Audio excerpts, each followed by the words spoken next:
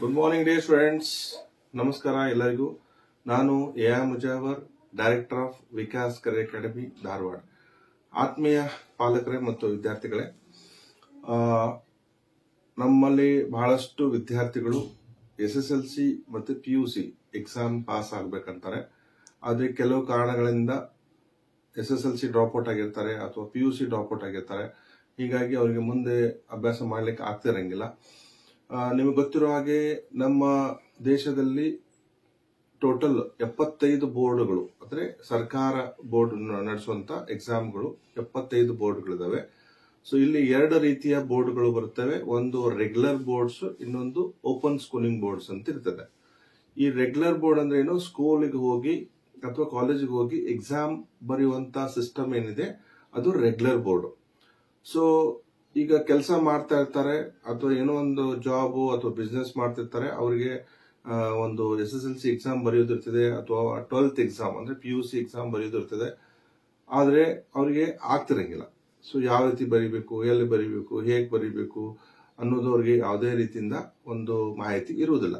So ಇವತ್ತು ನಾನು ಈ ಒಂದು ಮಾಹಿತಿಯನ್ನ ತೆಗೆದುಕೊಂಡು ಬಂದಿದ್ದೀನಿ. ಆತ್ಮೀಯ ಪಾಲಕರೇ ಮತ್ತು ವಿದ್ಯಾರ್ಥಿಗಳೇ, ಇಲ್ಲಿ ನಾವು 23 ವರ್ಷಗಳಿಂದ ಧಾರವಾಡ ನಗರದಲ್ಲಿ ಬಹಳಷ್ಟು ಕೋರ್ಸ್ಗಳನ್ನ, ಸ್ಪೋಕನ್ ಇಂಗ್ಲಿಷ್ ಇರ್ಬೋದು, ಕಂಪ್ಯೂಟರ್ ಇರ್ಬೋದು, ಅಥವಾ ಒಂದು ಕಾಂಪಿಟೇಟಿವ್ ಎಕ್ಸಾಮ್ಸ್ ಇರ್ಬೋದು, ಈ ರೀತಿ ನಾವು ಒಂದು ವಿದ್ಯಾರ್ಥಿಗಳಿಗೆ ನಾವು ಸಹಾಯ ಮಾಡ್ತಾ ಬರ್ತಾ ಇದೀವಿ. ಸೊ ಇವತ್ತು ನಾನು ವಿಶೇಷವಾಗಿ ಇಲ್ಲಿ ನಾವು ಬಂದಿರೋದು SSLC ಫೇಲ್ ಆದಂತ ವಿದ್ಯಾರ್ಥಿಗಳಿಗೆ ಅಥವಾ PUC ಫೇಲ್ ಆದಂತ ವಿದ್ಯಾರ್ಥಿಗಳಿಗೆ ಒಂದು board of open schooling skill education Sikkim ಅಂತ ಹೇಳಿ ಈ ಬೋರ್ಡು ನಾವು ಅಂದ್ರೆ ನಮಗೆ ನಮ್ಮ ಒಂದು ಸಂಸ್ಥೆಗೆ ಅಡ್ಮಿಷನ್ ಅಂಡ್ ಕೌನ್ಸಿಲಿಂಗ್ ಸೆಂಟರ್, ಅಂದ್ರೆ ನಾವು ಅಡ್ಮಿಷನ್ ತಗೋಬಹುದು, ಕೌನ್ಸಿಲಿಂಗ್ ಅನ್ನ ಮಾಡಬಹುದು. ಸೊ ಹಾಗೆ ನಾವು ಈ ಒಂದು ಬೋರ್ಡ್ ಅನ್ನ ಪಡೆದುಕೊಂಡಿದ್ದೀವಿ. ಸೊ ಈ ಬೋರ್ಡ್ ಮೂಲಕ SSLC ಫೇಲ್ ಆದಂತ ವಿದ್ಯಾರ್ಥಿಗಳು ನಮ್ಮಲ್ಲಿ ಎಕ್ಸಾಮ್ ಕೊಡಬಹುದು. ಅದೇ ರೀತಿಯಾಗಿ PUC ಫೇಲ್ ಆದಂತ ವಿದ್ಯಾರ್ಥಿಗಳು ನಮ್ಮಲ್ಲಿ ಎಕ್ಸಾಮ್ ಕೊಡಬಹುದು. ಸೊ PUC ಅಲ್ಲಿ ಯಾವ್ದು ಅಂದ್ರೆ ಆರ್ಟ್ಸ್ ಸ್ಟ್ರೀಮ್ ಬರುತ್ತದೆ, ಕಾಮರ್ಸ್ ಸ್ಟ್ರೀಮ್ ಬರ್ತದೆ, ಮತ್ತೆ ಸೈನ್ಸ್ ಸ್ಟ್ರೀಮ್ ಬರುತ್ತೆ. ಸೊ ಇದು ಎಷ್ಟರ ಮಟ್ಟಿಗೆ ಒಂದು ವ್ಯಾಲಿಡ್ ಇದೆ ಅನ್ನೋ ಒಂದು ಪ್ರಶ್ನೆ ಬಂದಾಗ, ಇದು ಪ್ಯೂರ್ಲಿ ಗೌರ್ಮೆಂಟ್ ಬೋರ್ಡ್ ಇರೋದ್ರಿಂದ ಯಾವುದೇ ಒಂದು ನೀವು ನೆಕ್ಸ್ಟ್ ಕಾಲೇಜ್ಗೆ ಅಡ್ಮಿಷನ್ ಮಾಡಿಸಬಹುದು, ಅಥವಾ ನೀವು ಜಾಬ್ಗೆ, ಗೌರ್ಮೆಂಟ್ ಜಾಬ್ಗೆ ಅಪ್ಲೈ ಮಾಡಬಹುದು, ಅಥವಾ ಒಂದು ಪ್ರೈವೇಟ್ ಜಾಬ್ಗೆ ಅಪ್ಲೈ ಮಾಡಬಹುದು. ಅದೇ ರೀತಿಯಾಗಿ ಒಂದು ಲೈಕ್ ಪಾಸ್ಪೋರ್ಟ್ ಅಪ್ಲೈ ಮಾಡಲಿಕ್ಕೆ ಸಹ ನೀವು ಈ ಒಂದು ಬೋರ್ಡ್ ಅನ್ನ ಅಥವಾ ಈ ಒಂದು ಸರ್ಟಿಫಿಕೇಟ್ ಅನ್ನ ಬಳಸ್ಕೋಬಹುದು. ಇದರ ಎಕ್ಸಾಮು ಬಂದ್ಬಿಟ್ಟು ಏಪ್ರಿಲ್ ನಲ್ಲಿ ಎಕ್ಸಾಮ್ ಇರುತ್ತೆ.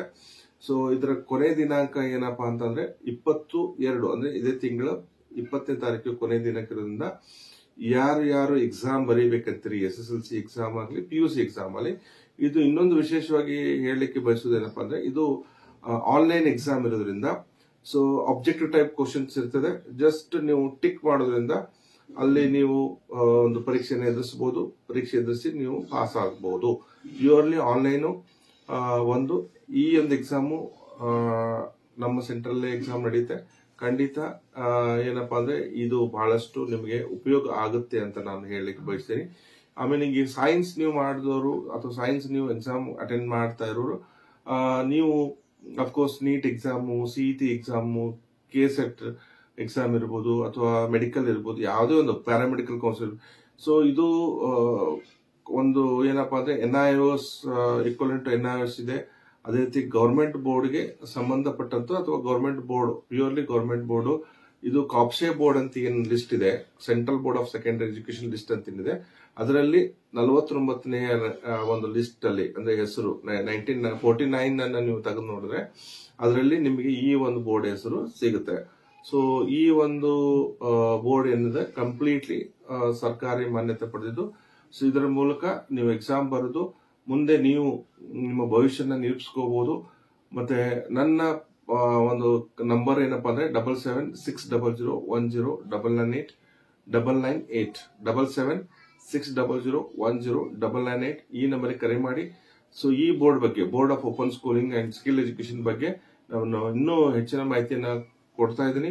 ಸೊ ಇದರ ಕೊನೆಯ ದಿನಾಂಕ 20/2/2024 ಏಪ್ರಿಲ್ ನಲ್ಲಿ ಎಕ್ಸಾಮ್ ಇದೆ.